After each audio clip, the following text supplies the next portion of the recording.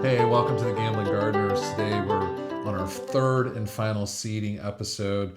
We have our last seeds that we're going to be starting inside, and then from this point on, everything else is either going to be direct sowed or transplanted from what we've already started inside. So today we're finally going to get our tomatoes going. We have some flowers that we're going to do today, but we have something that we really want to show you that we thought was pretty interesting. When you plant a lot of stuff, you get, you put multiple seeds in there, so you get multiple plants, and everybody always talks about trimming them back, thinning them out. Mm-hmm. What we did do is, what were these called? These are the zinnias. Yeah, so the zinnias, we planted like 12 of them in here. Kind of like this one right here. See how there's two? But instead of thinning them out, I actually was really careful to separate the roots. And then we single planted them or transplanted them into bigger pods. So we ended up with not just 12 plants, but I think we're more like 30 plants. 30 plants. Yeah. So, and they all look healthy and good like this. Yeah. So, I mean, you can trim them back, but if you get them early enough and when they're together and you pull them apart, easy, pull them apart gently, and you can transplant them. You can end up with multiple plants instead of trimming them back. I know everybody says cut them back, thin them out, so the other ones will grow. But if you get them soon enough, I think, you could probably get quite a few more plants out of them. So what do you got going on today? So today we're going to be planting a bunch of flowers. Well, first of all, we're going to be planting the tomatoes, which we'll get into detail in a minute. But we're going to be planting some Salvia and alyssum and morning glories, and these are moonflowers, which I believe are also a form of morning glory, and then some blanket flowers. I tried to plant these in the fall. They're just so pretty. They're like sunflowers. It didn't turn out that great, so we're going to give it a go in the spring. So what we have about 4 or 5 different varieties that we're going to plant today. We got the Romas, we have the beefsteak, we have the Chef's Choice, which we grew last year and we absolutely loved. And then we also have the Cherokee Purple, heirloom cherry that we're going to grow. Mm-hmm. So a couple of things about the tomatoes. You have your Determinant and your Indeterminate tomatoes, and they kind of grow differently. The Determinate tomatoes, which is the Roma that we're going to plant today. We're looking forward to this. Last year we didn't have a really good crop. I planted too many tomatoes too close together, and it just kind of drowned them out. But these are excellent for sauces, pastes, canning tomatoes and stuff. So we're going to plant quite a few of these. These are your Determinate tomatoes. They grow in kind of like a bush. They are considered a bush tomato. They grow pretty quick. And interestingly enough about these, you only get, once the tomato grows on it, it's done. It's not growing anymore. It's where the Indeterminate ones will keep producing tomatoes over and over if your season will allow it. So, and then you got your Indeterminate tomatoes, which are vine tomatoes. And believe it or not, some of these can grow up to 15 feet tall. You want to trellis these. They'll keep fruiting over time as long as your environment and your zone will allow it. Here in North Carolina, man, we're pretty much done growing tomatoes by July because it gets so hot so fast, and they really can't hold the heat. They don't do very well in the high temperatures. So we try to get as many tomatoes out of them as possible early on. So protect them. We put up shade cloth. We do a lot to them. So. All right, so to get started, we're going to do pretty much what we did in the original seeding video. We're going to start with the magic moss starting soil. It's the peat moss with the vermiculite and the perlite mixed in. And we will go ahead and we're going to fill up our 4x3 containers. So we're going to have 12 cells that we're going to fill up for the tomatoes. We're probably going to share space in some of these because we don't need 12 beefsteak tomatoes. We do want to probably plant 24 Roma tomatoes because that's what we're after this year. We'll do a little sharing of the containers and then we'll single out the Roma tomatoes seeds.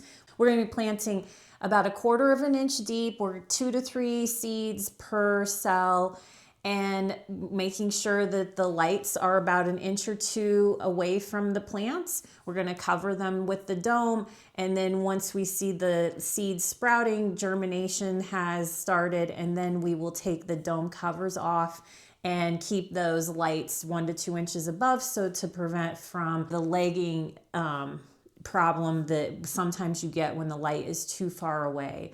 Then also we're going to be watering from underneath to prevent that damping off that we talked about in the first video.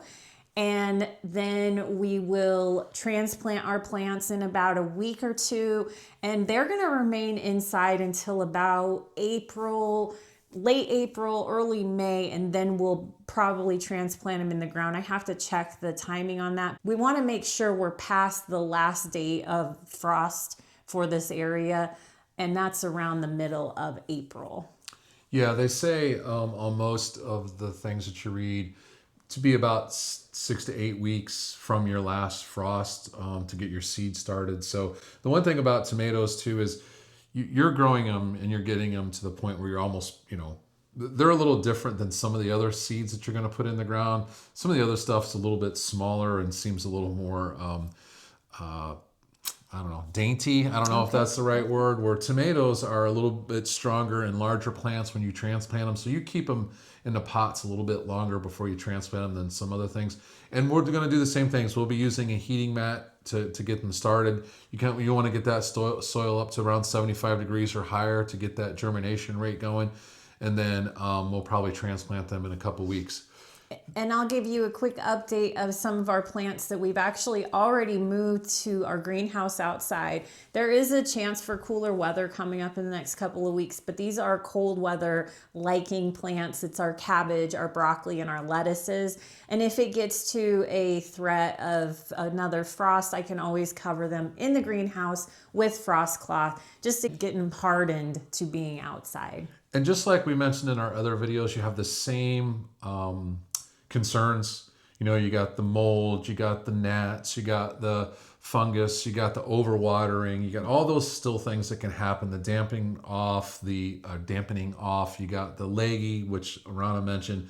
So all these things you still have with tomatoes that you do with the other ones. So you want to make sure that you're maintaining your moisture properly. You're not overwatering, you're underwatering, as Rona had mentioned. And just keep the lights on them, keep the temperature up. And we've had some really good luck this year. We've changed we've done a few things different. We've listened to people that do this way more than we do. So there's some really good advice out there. And we've learned from it. So this year I think we've had a really good, a good start. Good start from our seeds. I mean, we've had pretty much 100% germination rate. There are some things that we're having difficult for some reason. If there's anybody out there that can help us, we cannot get our cauliflower to start. We cannot. It seems like that's a plant that would be easy to grow because it's everywhere. It's on every vegetable tray. It's in every grocery store all year round. But for some reason, we cannot get that to germinate. I don't know what we're doing different. So if there's anybody out there that can help us out, give us some ideas.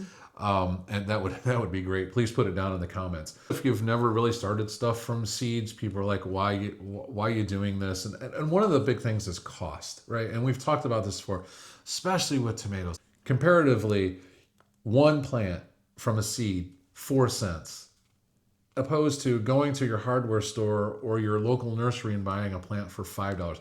That was last year. I don't know how much they're going to cost this year. With inflation, it could be up to $6 a plant. That is crazy. You could buy, I don't know, for $6, you could probably buy 3 packs of these seeds. And it's worth starting the seeds now if you can. You're going to save a ton of money.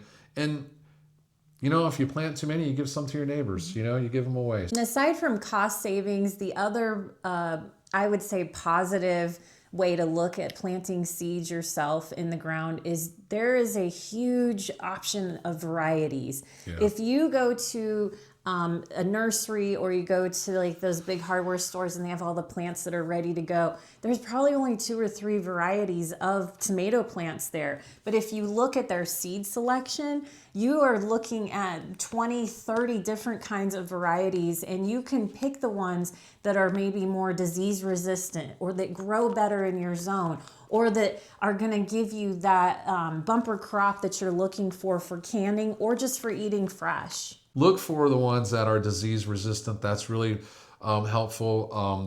The Romas that we're growing, this VF brand, they call it the Roma VF. This is like the gold standard. This is great for beginners. It's disease resistant.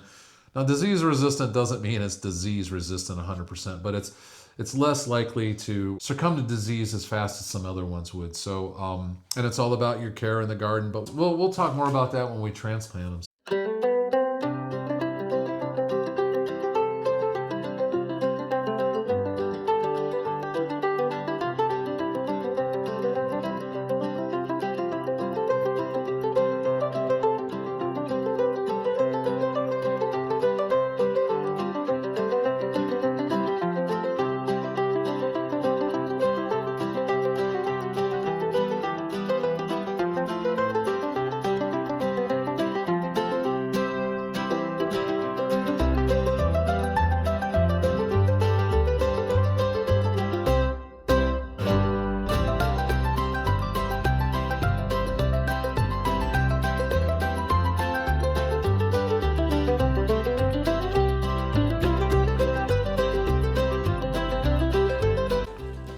So for this set right here, this is the blanket flowers. The instructions say to plant them about an eighth of an inch. So that's literally just putting a little indentation and covering them up with soil or with your planting material.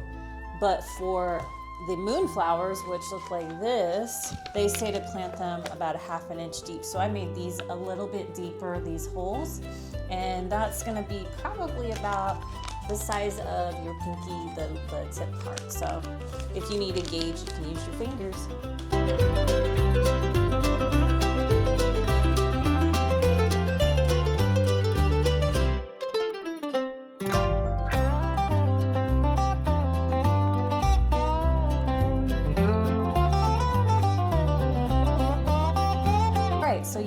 To assemble these, they're really easy. There's a little pin right here, and it's gonna go in that hole right there. So you just put it, and this is the top of the container. You push it until you hear it and see how it's, and then you can adjust the humidity. Okay, so we've finished planting the majority of our seeds indoors. We've got our flowers planted, our veggies planted. We might give a couple of things another go, but that would just be hitting those vegetables that we couldn't get to germinate the first couple rounds, like the cauliflower. Again, please leave your comments. We would love to know best ways to grow cauliflower or just to get them to germinate. I think one year we had a big problem with chives. That was another issue. And then our peppers, we've got a couple peppers growing, but we might have to reseed a couple of those. But we're pretty much done with our indoor seeding. We'll just keep caring for these plants. We will keep watching them and watching the calendar and watching the temperatures until it is time to move them outdoors. And then we will catch up with you with a video about transplanting. All right, it's been about 6 weeks since we started planting our first seeds indoors, and it's been a lot of fun. We've learned a lot of stuff. We've had I think some really good wins. We've had a few failures, which happens, which is, goes through the process of learning this whole gardening thing that we're new at. And we've really learned a lot from the people that online and get good information from. So we hope that we're giving you guys information and seeing that anybody can do this. And it's so much fun to get out there and do it, even with the failures. And remember, try not to do everything at once. Spread it out. Like I said, we're in our 6th week of doing this, and you can't do it all at once because it's just going to frustrate you. And it's so much fun doing it with someone that's your friend, your wife, a neighbor, a community garden. Get involved and just get outside, enjoy it, reap the rewards from going out there and giving back to God. It's an amazing thing.